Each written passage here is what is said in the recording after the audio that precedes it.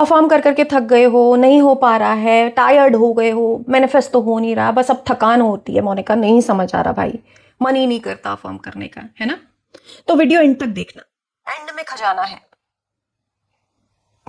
कोई खजाना नहीं है, ट्रस्ट मी, कोई खजाना नहीं है। जो भी है सच है, जो भी है तुम्हारे फेवर में है।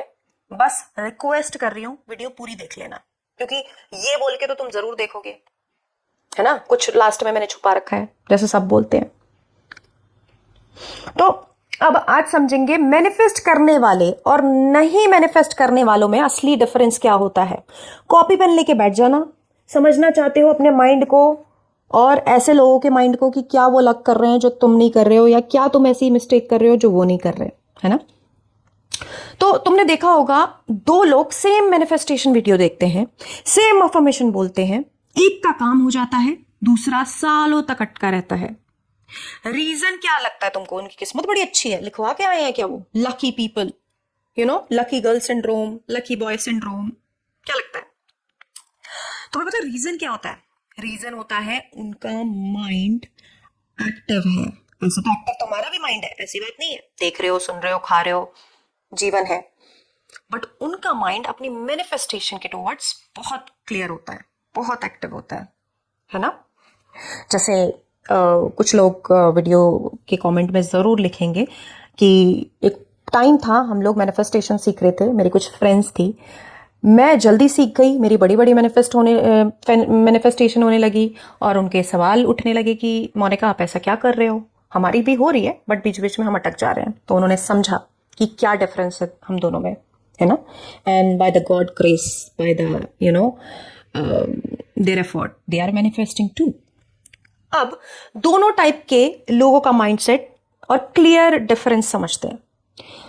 अब टाइप 1 समझते हैं, सर्वाइवल बेस्ड माइंड वाले लोग होते हैं ये, है ना? इसमें तुम्हारी कोई गलती नहीं है अगर तुम सर्वाइवल बेस्ड माइंड में आते हो, बस ध्यान से समझने की कोशिश करो, ठीक है? एक टाइम पे मैं भी इसी माइंड में थी, सर्वाइवल।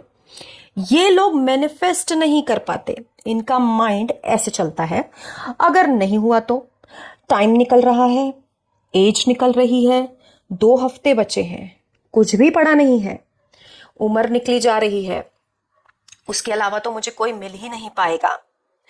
वो तो 2 बार मेरे साथ ऐसा हो चुका है ना, मुझे पता है प्रूफ क्या है, तीसरी बार भी मेरे साथ ऐसा होने का मुझे डर है, मुझ में ही कुछ प्रॉब्लम होगी, सबके साथ होता है, मेरे साथ ही क्यों नहीं होता? अच्छा, अब न्यूरोसाइंस कहता है, समझो क्या कहता है, ये माइंड थ्रेट डिटेक्शन मोड में होता है। इस स्टेट में ब्रेन का काम होता है control, safety, predictability, future create करना इसका काम ही नहीं होता। इसको कोई मतलब नहीं है आपकी मैनिफेस्टेशन से, इसको कोई मतलब नहीं है आपकी एसपी मैनिफेस्टेशन से, इसको कोई मतलब नहीं है आपकी डिजायर पूरी हो जाए। इसलिए ये लोग मैनिफेस्ट को चेस करते हैं, साइन ढूंढते हैं, क्या बोलते हैं ना, ओवर टेक्निक यूज करते हैं, ओवर एफर्ट करते हैं, बहुत प्रेशर क्रिएट करते हैं, फिर जब थक जाते हैं तो बोलते हैं बस अब और नहीं, फिर जाके दोबारा से वही लूप में फंसते हैं। ये लोग ट्राई बहुत ज्यादा करते हैं पर अलाउ करते ही नहीं है। अब समझते हैं type 2, regulated mind and assuming mind. ये लोग नेचुरली नहीं मैनिफेस्ट कर पाते हैं, है ना? इनका माइंड ऐसे चलता है, मैं सेफ हूं, मेरे लिए चीजें नॉर्मल है भाई, प्रेशर लेने की बिल्कुल जरूरत नहीं है, मुझे पता है मेरी रियलिटी क्या है, 2 ही ऑप्शन है, आएगा या नहीं आएगा, दैट्स इट, मैं क्यों बीच में पढ़ूं, मैं हैंडल कर लूंगा यार, देखी जाएगी। अरे भाई को टेंशन नहीं होती, 2 ही ऑप्शन है ना भाई, होगा या नहीं होगा, होगा तो बहुत अच्छी बात है, मेरे फेवर में होगा, नहीं होगा तो कुछ बेहतर होगा, क्लियर है? क्यों मरूं उस चीज के लिए, क्यों अपना पीस खराब करूं, क्यों अपना करंट मोमेंट खराब करूं? सिंपल है भाई। अब न्यूरोसाइंस क्या कहता है वो भी समझ लेते हैं इन लोगों के लिए। न्यूरोसाइंस कहता है calm nervous system is equal to learning plus creation mode, यानी कि लॉ ऑफ अजम्पशन भी सेम बात कह रहा है। जो लोग नॉर्मल मान लेते हैं अपनी डिजायर को, रियलिटी उसी को रिपीट करती रहती है, उनके लिए it's a piece of cake है। उनके लिए everything is working out in their favour है, उनके लिए they are the best in this world है, उनके लिए उनका self concept, self image, self love सर्वश्रेष्ठ है, उनके लिए बेगर मेंटालिटी आती ही नहीं है। They are the queen and king, they knew about it. इसलिए ये लोग डेस्परेट नहीं होते, ओवर अफर्म बिल्कुल भी नहीं करते, रिजल्ट पे भाई बिल्कुल चिपके नहीं रहते, इनको कोई मतलब नहीं है चिपकने से, इनके पास और 10 प्रोडक्टिव काम होते हैं। अपनी स्टेट पे फोकस रखते हैं कि कहीं 3D ने अपना डांस दिखाया तो क्या एक्शन लेना है। पता क्या कहते हैं ये लोग 3D जब सामने आता है? ठीक है, ओके, दिखा दो भैया, तुम भी टेंट्रम दिखा दो, इससे बेहतर ही आएगा मेरे पास, कुछ बेस्ट ही आने वाला है, तभी ये ड्रामे हो रहे हैं। इट्स ओके, ये चीजें मुझे बॉदर नहीं कर सकती, इट्स ओके। तूफान आ रहा है, आंधी आ रही है, कोई मतलब नहीं होता उनको, दे आर वेरी चिल, देख लेंगे भाई, तुझे भी देख लेंगे। एंड ये लोग चेज नहीं करते, एम्बॉडीमेंट करते हैं। अब वन लाइन डिफरेंस, ये वेरी इंपॉर्टेंट लाइन है, लिख लेना, चिपका लेना अपने आगे। जो लोग मैनिफेस्ट नहीं कर पाते ना, वो रिजल्ट को सेफ बनाना चाहते हैं, वो चाहते हैं बस एक बार रिजल्ट आ जाए फिर मैं खुश हो जाऊंगा, बस एक बार आ जाए, बस एक बार मैं उस लाइन को पार कर लूं, इधर अटकी हुई हूं, बस उस पार चली जाऊं, बस एक बार, है ना। और वो एक बार कभी नहीं आता। और जो लोग मैनिफेस्ट कर पाते हैं वो पहले अपनी बॉडी को सेफ बनाते हैं, उनको डिजायर नहीं चाहिए, उनको ये समझ में आ जाता है कि डिजायर तो अपने आप आ जाएगी जब मैं काम हो जाऊंगा। उनको समझ में आ जाता है कि जिस चीज के पीछे मैं भाग रहा हूं ना, वो चीज मेरे पीछे कैसे भागेगी, मेरे पास वो दुम दबा के आएगी। कैसे? जब मैं अपनी बॉडी को काम करूंगा, जब मैं अपनी बॉडी के नर्वस सिस्टम को कामनेस में ले आऊंगा, जब मेरे को पता होगा कि इसके होने ना होने से मेरे पे फर्क ही नहीं पड़ता।